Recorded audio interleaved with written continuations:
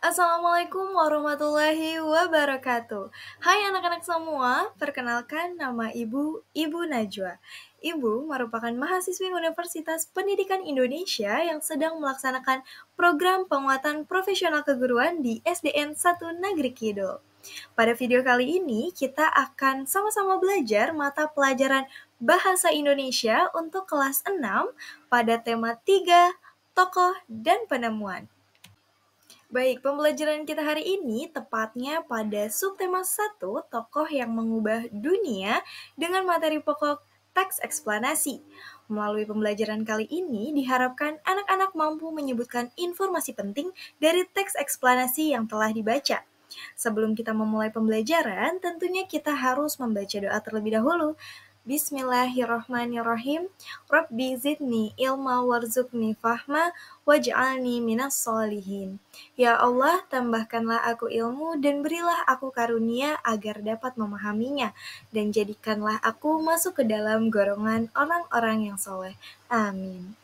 Nah, sekarang sama-sama mari kita nyanyikan lagu wajib nasional Bangun Pemudi Pemuda.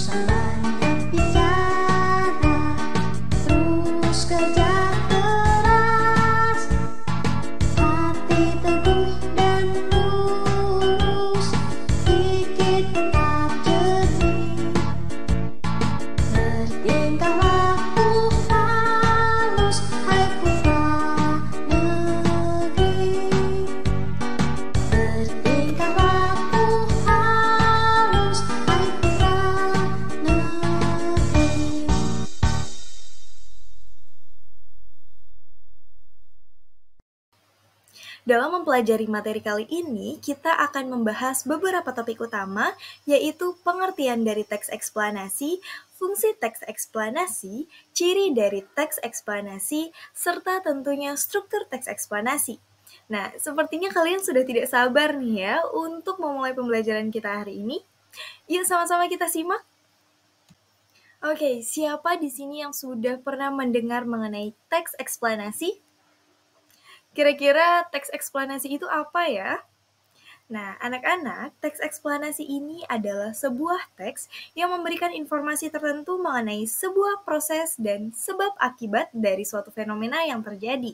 Misalnya, mengenai fenomena alam, sosial, atau budaya. Biasanya, peristiwa yang disebutkan dalam sebuah teks eksplanasi adalah peristiwa yang terjadi di sekitar kita. Teks eksplanasi bisa juga menyangkut peristiwa atau kejadian yang terjadi bukan hanya diamati dan dirasakan, melainkan peristiwa yang benar-benar bisa digunakan sebagai sebuah pembelajaran. Dengan begitu, kira-kira apa ya fungsi teks eksplanasi? Fungsi dari teks eksplanasi itu sendiri adalah untuk memberikan pengetahuan kepada pembacanya mengenai suatu informasi yang disampaikan.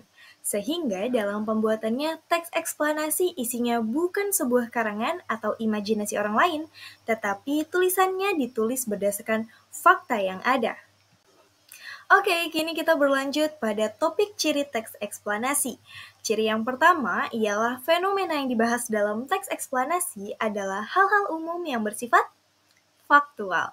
Misalnya, fenomena pelangi, aksi demonstrasi, hari batik nasional, dan lainnya. Yang kedua, yaitu isi dari teks eksplanasi akan memberikan sebuah proses dari terjadinya suatu hal. Berikutnya, yang ketiga, teks eksplanasi disusun menurut prinsip sebab dan akibat. Dan yang terakhir atau yang keempat ialah teks eksplanasi bersifat informatif karena harus mampu menerangkan suatu fenomena yang terjadi. Baik anak-anak, rasanya kurang nih ya jika kita mempelajari teks eksplanasi tanpa mengetahui struktur penyusunnya. Nah, tentunya teks eksplanasi ini memiliki strukturnya tersendiri yang berbeda dengan teks lainnya. Perlu kalian ketahui juga bahwa dalam pengembangannya, teks eksplanasi ini akan dibagi menjadi dua pola, yaitu yang pertama ada pola kronologis dan yang kedua yaitu pola kausalitas. Untuk pola kronologis ini lebih mengarah kepada proses terjadinya suatu fenomena, sedangkan pola kausalitas ini lebih menerangkan sebab dan akibat suatu fenomena. Nah, adapun struktur penyusun dari teks eksplanasi akan kita bahas pada slide berikutnya. Baiklah, pada urutannya terdapat 3 struktur penyusun dari teks eksplanasi. Yang pertama ialah topik masalah atau pernyataan umum. Di bagian ini, sebuah teks eksplanasi akan menjelaskan mengenai gambar umum fenomena atau peristiwa alam yang akan dibahas. Poinnya bisa mengangkat tentang proses bagaimana fenomena alam tersebut bisa terjadi. Struktur penyusun yang kedua ialah deret penjelas. Setelah mengetahui secara umum fenomena yang akan dibahas, pada bagian ini dijelaskan tentang penyebab dan akibat yang ditimbulkan dari fenomena tersebut. Kalian bisa melakukan deskripsi dalam beberapa paragraf terkait sebab dan akibatnya. Struktur penyusun yang ketiga atau bagian yang terakhir ialah kesimpulan ataupun pendapat pribadi penulis. Kesimpulan dalam teks eksplanasi ini dapat dikatakan sebagai ulasan atau penarikan kesimpulan. Kamu bisa memberikan tanggapan atau pernyataan terkait fenomena yang diangkat dalam teks tersebut. Oke anak-anak, tadi kita sudah mempelajari mengenai pengertian, ciri, dan juga struktur dari teks eksplanasi. Nah, berikutnya terdapat salah satu teks eksplanasi dengan judul Thomas Alva Edison, sang penemu bola lampu pijar. Nah, mari sama-sama kita lihat struktur penyusunnya. Ayo, masih ingat tidak struktur penyusun bagian awal dalam teks eksplanasi itu apa? Apa kira-kira? Betul sekali, topik masalah atau pernyataan umum.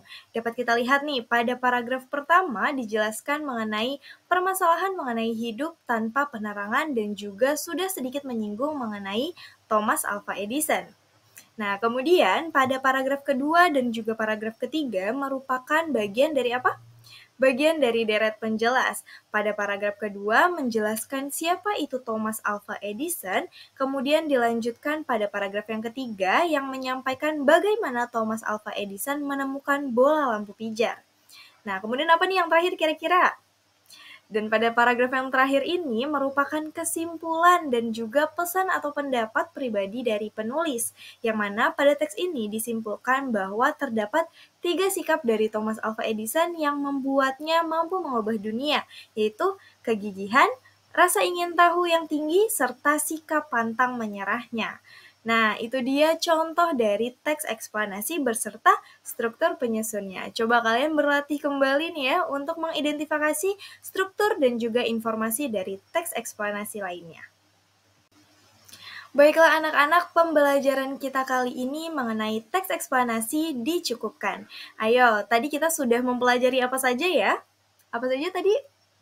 Ada pengertian teks eksplanasi, kemudian kita juga membahas mengenai fungsi teks eksplanasi, ciri dari teks eksplanasi, juga struktur dari teks eksplanasi. Nah, perlu diingat ya bahwa teks eksplanasi itu adalah teks yang faktual, jadi tidak boleh berupa karangan atau imajinasi dari penulisnya.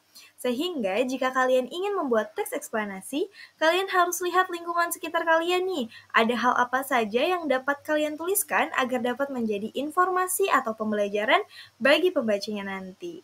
Oke anak-anak, Ibu ucapkan terima kasih banyak atas perhatian anak-anak dalam pembelajaran kali ini. Semoga kalian tetap bersemangat dalam mencari ilmu sebanyak-banyaknya. Dengan begitu, Ibu tutup pembelajaran kali ini.